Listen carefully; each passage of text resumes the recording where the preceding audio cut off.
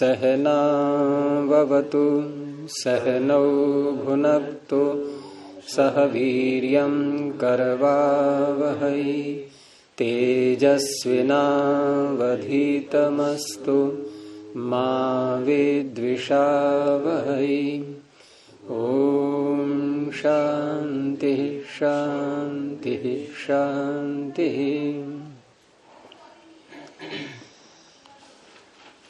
प्रथमावृत्ति की 110वीं कक्षा। लिंग सिचावात्मने नहीं, कहाँ तक हुआ था ये? रुद्रविद मुषग्रही, यहाँ तक पूरा हो गया था। इसमें कुछ पूछना है किसी को?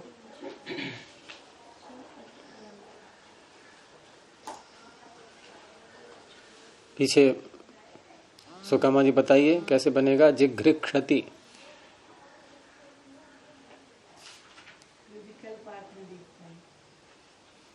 तो ऐसे तो कच्चा रह जाएगा पीछे का फिर।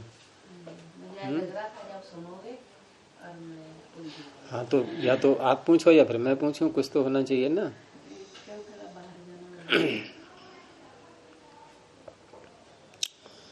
तो अगला सूत्र है इको झल। एकः पंचम एक वचनांतम झल प्रथम एक वचनांतम। पिछले सूत्र ने सन और क्त्वा इन दो प्रत्ययों को किद्वत किया था। तो अब क्त्वा तो समाप्त हो गया और इसमें सन की अनुवृत्ति लाएंगे, लेकिन सन प्रत्यय क्योंकि आर्ध धातुक है, वलादी है, तो इडागम भी होता है उसको। लेकिन जो धातुएं उपदेश में अनुदात्त और एकाच होती हैं वहां इडागम नहीं होता। तो इस तरह से सन दो प्रकार का बन गया। यदि हम इडागम कर देते हैं सन को तो आजादी बन जाता है ये, इडागम नहीं करते हैं तो झलादी रहता है। तो यहां दोनों प्रकार के सन को नहीं लेना है। यहां जब इडागम नहीं होगा, जब इडागम नहीं होगा तो उस अवस्था वाले सन को लेना है। इसलिए सूत्र में झल शब्द पढ़ा गया है। तो झल विशेषण ये किसका बनेगा? सन का। तो इस तरह से यहां झलादि सन ऐसे करके बोलेंगे, क्योंकि झल सन का अर्थ झलादि सन धातु से परे है, तो आदि शब्द और जोड़ देंगे उसमें। और इकह में पंचमी है तो इगंता धातु हो परह, धातु अपनी ओर से अध्यार कर लेंगे। क्यों करेंगे अध्याहार? सन प्रत्यय धातु से ही होता है, प्रातिपदिक से तो होता नहीं है। तो धातु अध्याहार करके कोई हमने गलत कार्य नहीं किया है। तो इगंता धातु हो, अब धातु शब्द जब अध्याहार कर लिया तो दो पंचमियां हो गई, एकह पंचमी और धातु पंचमी। तो विशेषण में अंत जुड़ जाता है, ये न विधि तदंतस्य। ये सूत्र आपने पढ़ लिया है पीछे। जब भी किसी को हम विशेषण बनाते हैं किसी का, और वह विशेषण अल है, यदि जैसे इक प्रत्याहार है, प्रत्याहार सारे अल ही कहलाते हैं, यानी कि एक एक वर्ण उनमें हम ग्रहण करते हैं। अल का अर्थ ये नहीं कि आ से लेकर ला तक पूरा ले लिया हमने। अल से तात्पर्य एक वर्ण ग्रहण करना। तो जब कोई विशेषण अल के रूप में आएगा तो वहां अंत जुड़ जाता है।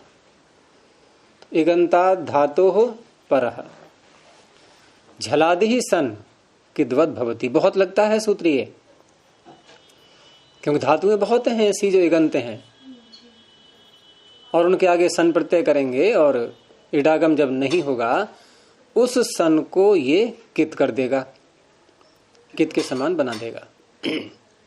ये इसका कार्य है। अब कित होने से क्या क्या परिणाम होता है? मुख्य तो वही है गुण का निषेध करना, तो वो हो जाएगा। वृद्धि तो यहाँ प्राप्त होती नहीं है, सन प्रत्यय पर रहते वृद्धि का तो कोई प्रसंग नहीं होता है, गुण का ही होता है। तो वहां इसने जब ये कित कर देगा तो गुण नहीं होगा।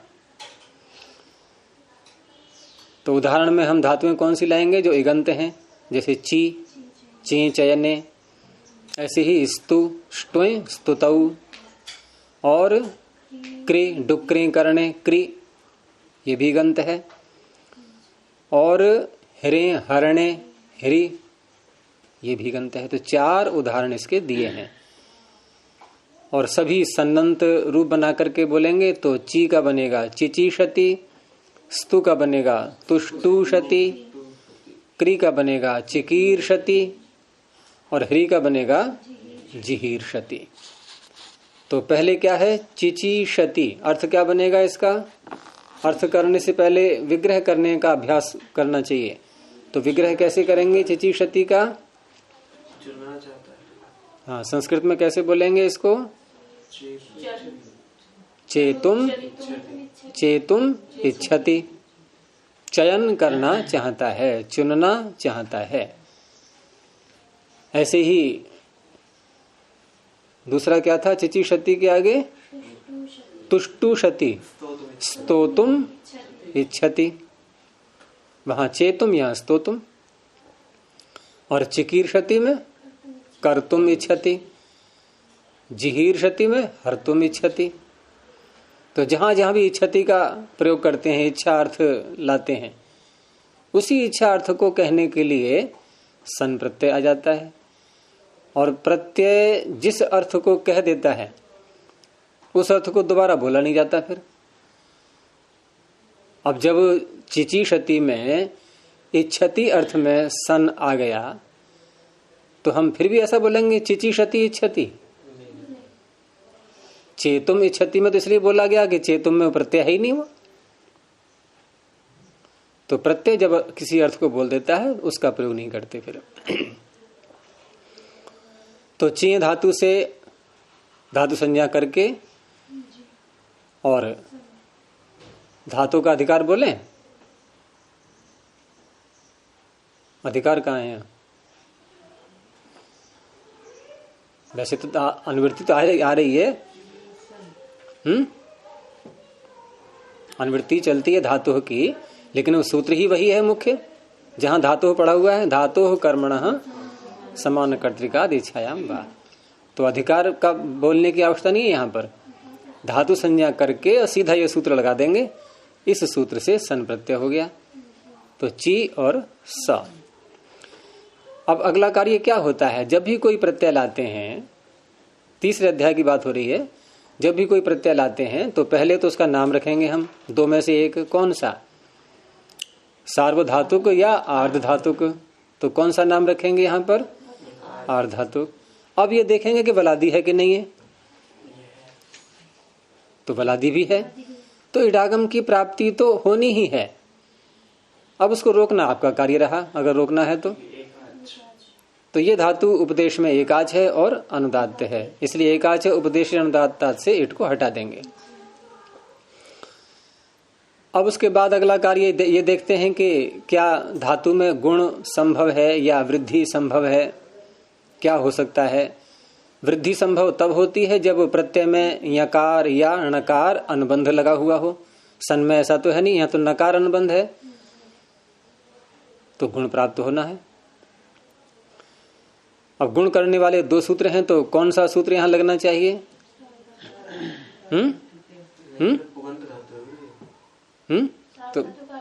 तो बोला किसने पुगंत लघु दस्य अभी? हाँ, तो यही लगना है, सार्वधातु कार्धातु कयो हो। इससे गुण की प्राप्ति हो रही है, करना नहीं है अभी, गुण की प्राप्ति हो रही है।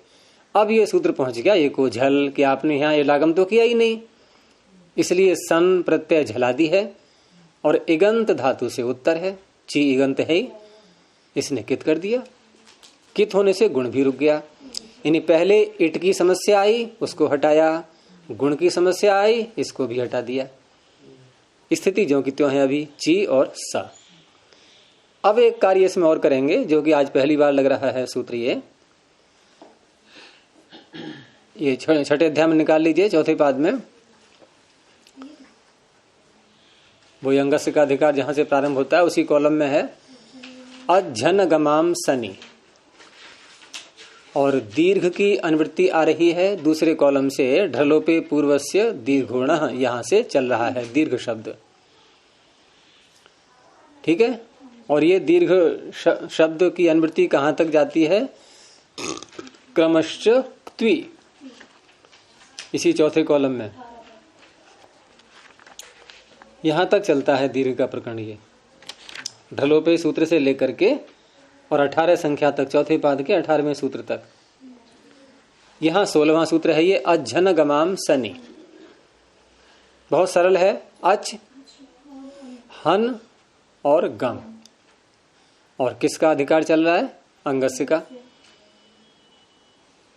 तो 2 षष्ठियां हो गई, अज्झन गमाम और अंगस्य। तो एक बनेगा विशेषण, तो अच बन गया विशेषण। और अभी क्या कहा था मैंने कुछ देर पहले कि जब विशेषण अल के रूप में हो, क्योंकि अच प्रत्याहार है, प्रत्याहार अल के रूप में ही होते हैं, उसमें अंत जुड़ जाएगा। तो क्या अर्थ करेंगे हम? अंग कैसा हो? अजंत अंग हो। क्या हम आगे भी ऐसे बोलेंगे हन्नंत अंग? क्यों नहीं बोलेंगे? उत्तर दीजिए। हम हन्नंत अंग या गमंत अंग क्यों नहीं बोलेंगे? अज्झन, अच, हन, गम। अच के ही साथ में हमने अंत क्यों जोड़ा? हन और गम के साथ में अंत क्यों नहीं जोड़ेंगे? सत्यपति जी बताएंगे, हन और गम के साथ में अंत क्यों नहीं जोड़ेंगे? हाँ, उसी को लगा करके ही बोल रहा हूं मैं, क्यों नहीं जोड़ेंगे? धातु जितनी भी है वो अस से संयुक्त है ना। हाँ, मैंने पीछे कहा था ना भी कि हम अंत कब जोड़ते हैं? जब अल विधि का प्रयोग करते हैं। अल, क्या हन अल है? एक वर्ण है क्या? क्या गम अल है? एक वर्ण है क्या? अल का तात्पर्य एक वर्ण, लेकिन अच एक वर्ण है ना। अल के अगर प्रत्याहार के रूप में लिखे हैं तब तो है ही, तब जोड़ेंगे, तब जुड़ जाएगा। तो हन कोई प्रत्याहार नहीं है, गम कोई प्रत्याहार नहीं है। प्रत्याहार की बात भी छोड़ दीजिए आप। जैसे हमने कहा ए रच, ई से अच प्रत्यय होता है, ई धातु से अच प्रत्यय, यही तो अर्थ करेंगे ए रच। तो ई क्या प्रत्याहार है? लेकिन अल है, एक वर्ण है। तो अब कैसे बोलेंगे? एकारांत धातु से अच प्रत्यय होता है, और हन और गम कोई एक वर्ण नहीं है। हो गया स्पष्ट? तो ऐसे अंत जोड़ते हैं। तो अजंत अंग हो गया, और हन और गम ये 2 ही हो गए। इत्येतेषाम अंगानाम, अजंतानाम हन गम, इत्येतेषाम अंगानाम, ऊपर से आ रहा है दीर्घ, दीर्घो भवति सनि परतः, सन परे रहते। और यहां यही स्थिति है कि सन आगे आ गया है, और ऊपर से सूत्र इसके है अनुनासिकस्य क्विझलोहो किंगिति। तो इसमें से क्या लेना चाहिए हमें? हाँ, किंगिति, कित ङित। अब किंगिति में भी क्या संभव हो सकता है? यहाँ क्या सन ङित भी होता है? नहीं। तो कित जुड़ जाएगा भाई, जो संभव है वो हो जाएगा। तो इस तरह से अर्थ बन जाएगा। और हाँ, एक और भी ले लेंगे इसमें, झली, झली किंगिति।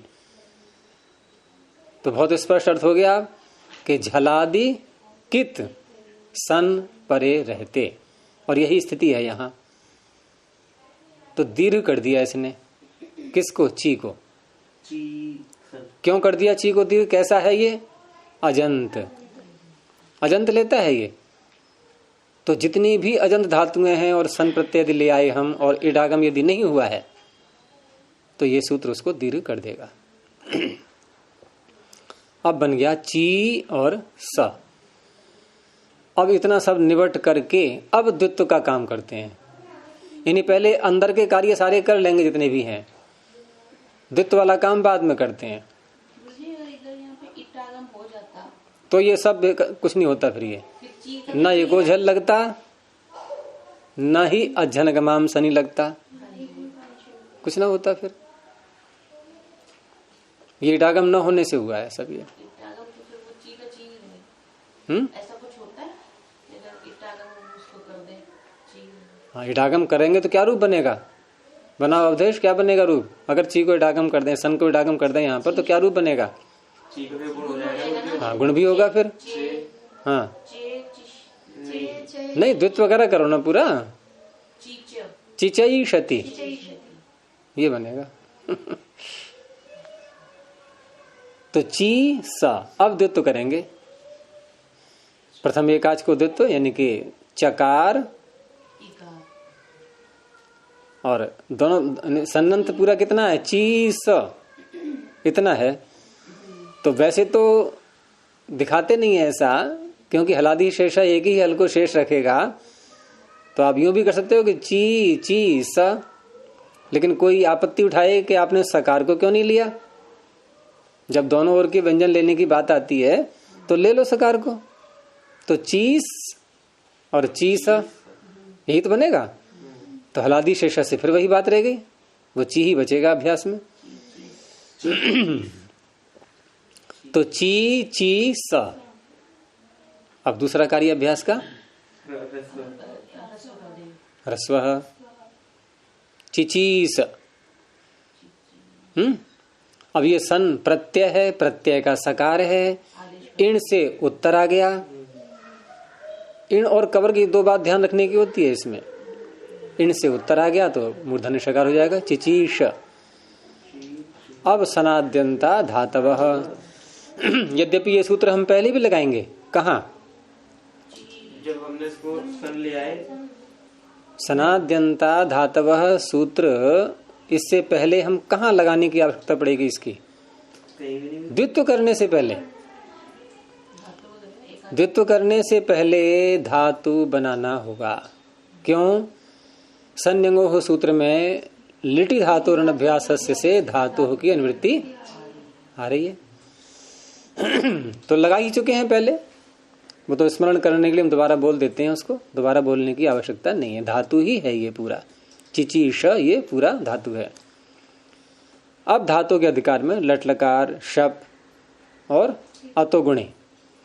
अतोगुणी का ध्यान रखना यहाँ पर, कहीं कह सवर्ण दीर्घ लगा दो, क्योंकि अपदांत आकार से उत्तर यदि आकार आ जाए, गुण आ जाए, तो पर रूप ही होता है।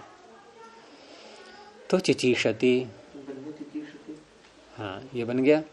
इसमें एक और भी है कि चिचीषति जो रूप बनाया है हमने, इसमें दो तरह से बनता है। ये चिकीषति बनता है, चिकीषति, चिकीर्षति नहीं कह रहा हूं मैं, चिकीषति अर्थ यही है, चुनना चाहता है।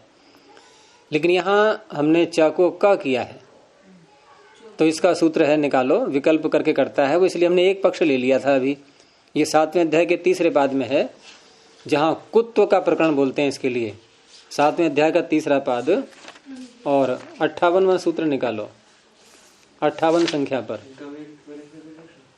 और ये प्रकरण प्रारंभ होता है चजोह कुह घृण्यतोह से। चजोह कु घृण्यतोह 52 संख्या पर है। यहां से कुत्व का प्रकरण प्रारंभ होता है। कुत्व माने कवर्ग करना।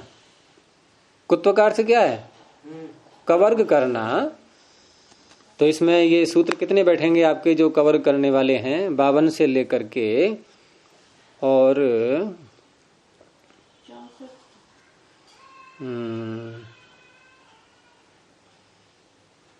ये है 69 तक। अब 69 तक का तात्पर्य यहाँ पर कुछ कुत्व करने वाले हैं, कुछ कुत्व को रोकने वाले हैं। भाई सब मिलाना पड़ेगा ना पूरा, आपको प्रकरण वही कहलाएगा। यानी भोज्यम भक्ष्य यहां तक। अच्छा, भोज्यम भक्ष्य कुत्व कर रहा है या रोक रहा है? भक्ष्यति कर रहा है। अच्छा, भोज्यम, भोज्य क्या बनना चाहिए था? भोग्य। अच्छा, जब रोक रहा है तो इसका अर्थ कोई कर भी रहा था। तो अगला प्रश्न क्या बनेगा? नहीं, कौन रोक रहा था हो गया, कौन कर रहा था? तो कौन कर रहा था? हैं? कौन कर रहा था? अरे चजो कुह घृण्य, तो यही तो कर रहा था। नियत नहीं, घित और नियत। तो नियत है यहां पर। रिहलोर नियत, भुज से नियत किया तो भोग्य बनना चाहिए। तो ये विकल्प से बनता भी है भोग्य? बनता, विकल्प से नहीं बनता है। हाँ। जब खाने वाली वस्तु होगी अच्छा। तो बनेगा भोज्य, नहीं तो भोग्य बने। और वैसे खाने वाली नहीं है। आप कपड़ा पहन रहे हो, यही भोग्य पदार्थ हैं। सारे संसार के भोग्य पदार्थ बोलते नहीं बोलते हैं हम? खाने वाला अगर अर्थ है तो भोज्य, भोज्यम भक्ष्य, भक्ष्य अर्थ है ना। भक्ष्य अर्थ में कुत्व नहीं होगा। अन्य अर्थों में कर लो आप। ये मकान क्या है? भोग्य, भोग कर रहे हैं इसका भी, ऐसे है। तो ये जो प्रकरण है कुत्व का, इसमें कुत्व करना, कुत्व को रोकना, सारी बातें या विकल्प जो भी कुछ है सब आ जाएगा इसी में। इसी में एक सूत्र है आपका विभाषा चेह, 58 संख्या पर। अच्छा बताओ इसमें ऊपर से क्या लें? क्योंकि हमारा सन का प्रकरण है ये, सन मिल गया पास में, तो सन लिटो और जे है। सन और लिट दोनों ले लेंगे तो सन लिटो की अनुवृत्ति आती है इसमें। अर्थात सन और लिट परे रहते, यहाँ क्या परे है? सन। तो चेह विभाषा कुत्वम भवति, ची के स्थान में विकल्प करके कुत्व हो जाता है। तो द्वित्व करने से पहले ही हम कर लेंगे, यानी ची स ये थी अवस्था, तो क्या बन गया? की स। अब द्वित्व करेंगे की करके, फिर क्या करेंगे अभ्यास में? अभ्यास से चर्चा, कोशु, चवर को कवर कर लेंगे, वो क्या चवर कर लेंगे तो चिकीशति। ठीक है। तो ये जो हमारा बना है चिचीशति, ये कब बना था? जब विभाषा चेह से कुत्व नहीं हुआ है। ये कुत्व सर बता दीजिए कहाँ पे करेंगे, कौन से स्टेप पे? द्वित्व करने से पहले। देखो मैंने कहा था अभी आपको कुछ देर पहले कि द्वित्व करने का कार्य सब कुछ निपटा करके तब करते हैं। जी। जो कुछ भी आदेश वगैरह होना है, वृद्धि होना है, गुण होना है, आय आदेश कुछ भी होना है, ये सब कार्य कर लिए हमने, अब द्वित्व करते हैं अंत में। तो चिचीशति और चिकीशति ये दो बन जाते हैं। आगे है तुष्टुशति। अब आपको कोई कठिनाई नहीं होगी इसमें। धातु है इष्टो स्तुतौ, और धात्वादेह शह सह ये प्रारंभ में ही लगा देते हैं, और उसके बाद निमित्ता पाए नैमित्तिकस्यापि अपायः, जिसके कारण से टकार हुआ था, जब वही हट गया तो फिर ये भी अपने पूर्व रूप में आ गया स्तु।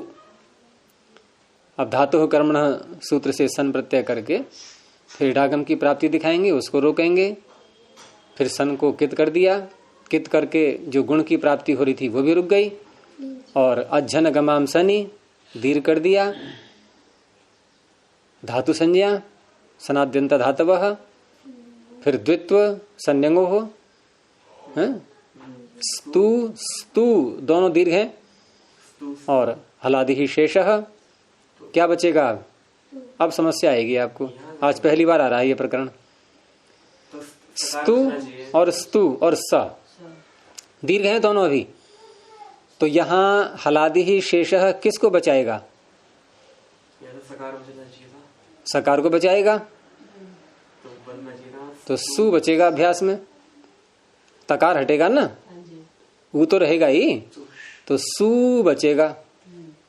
लेकिन हलादि ही शेषः के अगला सूत्र क्या है? उसके आगे हलादि ही शेषः के आगे क्या सूत्र है? ये अब तक नहीं देखा था आपने। शर पूर्वाह, शर पूर्वाह खयः। अभ्यास का प्रकरण 7वें अध्याय का 4था पाद है। शपूर्वा शर, तो शर पूर्वाह खयः क्या कहता है ये?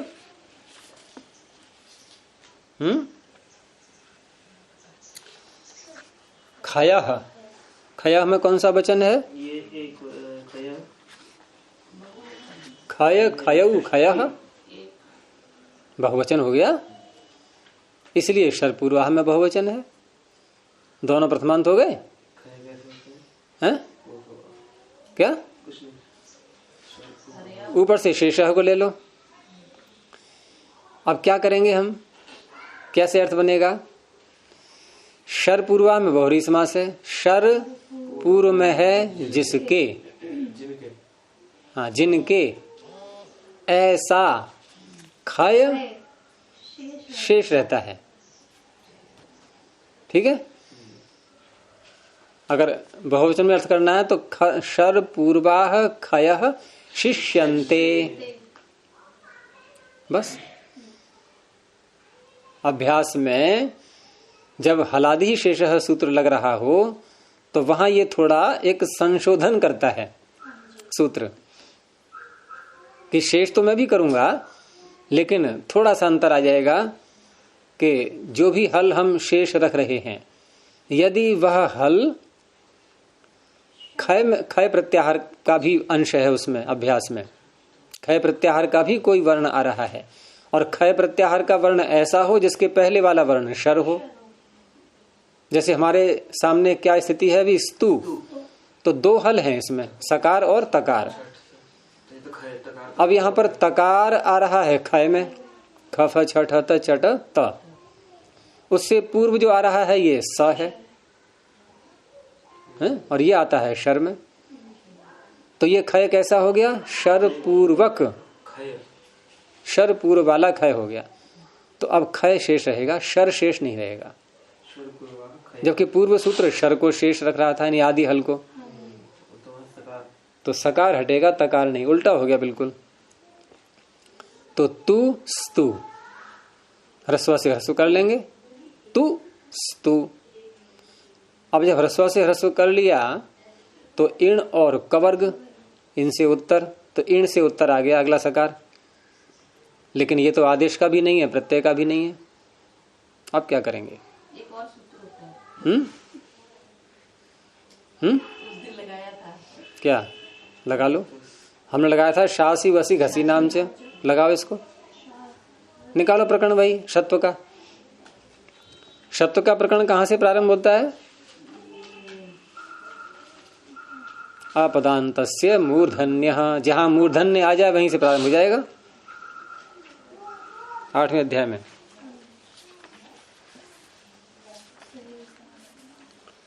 अपदान्तस्य मूर्धन्यः, तीसरे पाद का 55वां सूत्र।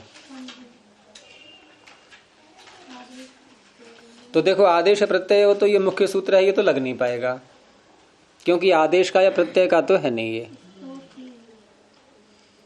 वैसे आप कह सकते हो आदेश का है ये, कैसे?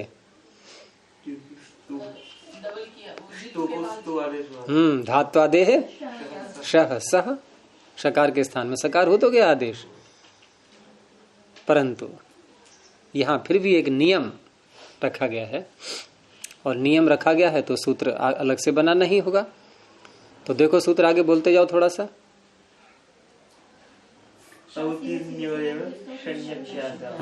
यह है इसका अलग से सूत्र, स्तौतीर्ण्योरेव षण्यभ्यासात्। शनि, शनि यानी कि सन परे रहते,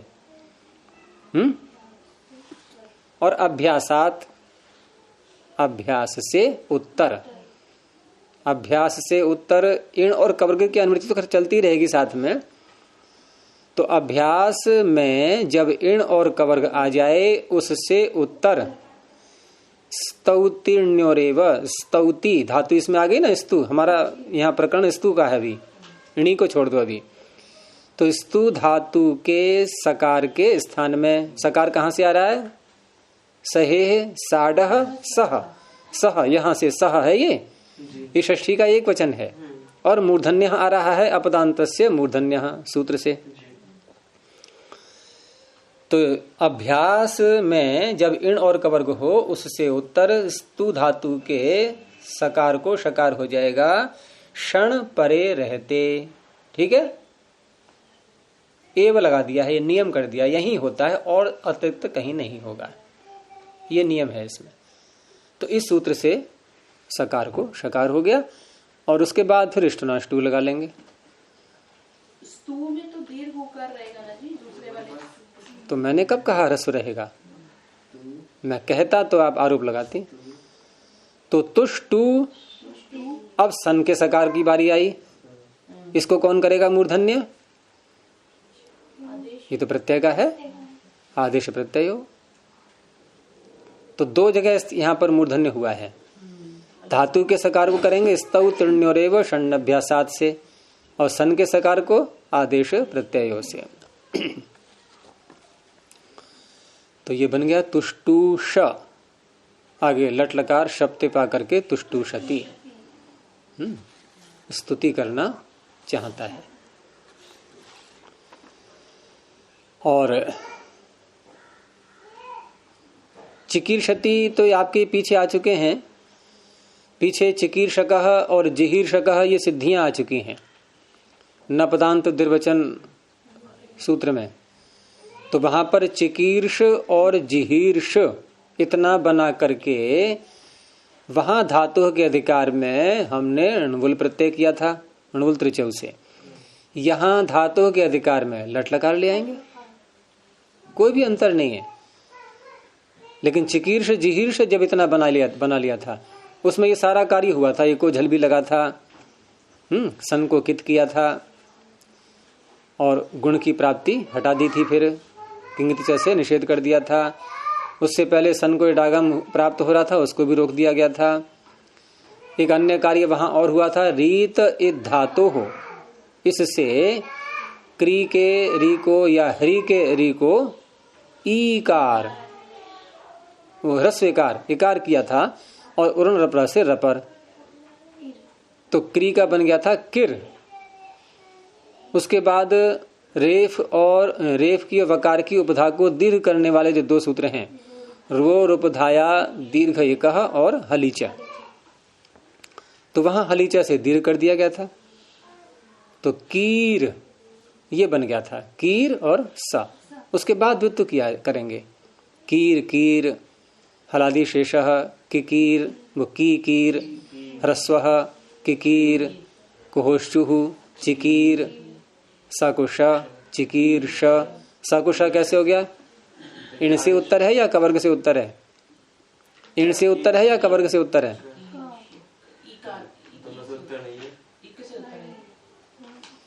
चिकीर स किससे उत्तर है? रेफ से। तो रेफ इण में नहीं आता है क्या?